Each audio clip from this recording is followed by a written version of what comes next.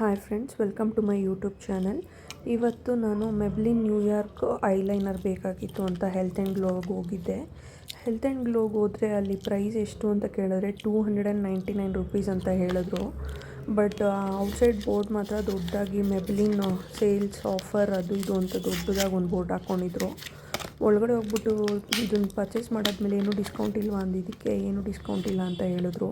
But ಇದೇ ಪ್ರಾಡಕ್ಟ್ನ ನಾನು ಅಮೆಝಾನಲ್ಲಿ ಚೆಕ್ ಮಾಡಿದಾಗ ಇದು $146 ಏನೋ ತೋರಿಸ್ತಾ ಇತ್ತು. ಅಂದರೆ 44% ಡಿಸ್ಕೌಂಟ್ ಇತ್ತು. ಸೊ ನಾನು ಕೊಟ್ಟಿದ್ದು ಇದಕ್ಕೆ $299. ನನಗೆ ಅಮೆಝಾನಲ್ಲಿ ಸಿಗ್ತಾ ಇದ್ದಿದ್ದು $146. ಸೊ ಟೋಟಲಿ 50% ಡಿಸ್ಕೌಂಟ್ ಥರನೇ ಆಯಿತು, ಅರ್ಧ ಬೆಲೆ.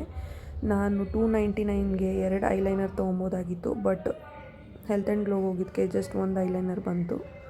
ಸೊ ನೀವು ಇದೇ ಥರ ಏನಾದರೂ ಪರ್ಚೇಸ್ ಮಾಡಬೇಕಂದ್ರೆ ಆನ್ಲೈನಲ್ಲಿ ಫಸ್ಟ್ ಒಂದ್ಸಲ ಚೆಕ್ ಮಾಡಿ ನಿಮ್ಮ ದುಡ್ಡು ಉಳಿಸ್ಕೊಬೋದು. ಸೊ ಸ್ಟೋರ್ಗೆ ಹೋದರೆ ಅವ್ರ ಹತ್ರ ನಮಗೇನು ಡಿಸ್ಕೌಂಟ್ ಸಿಕ್ಕಲ್ಲ ಮತ್ತು ಆಫರು ಇರಲ್ಲ.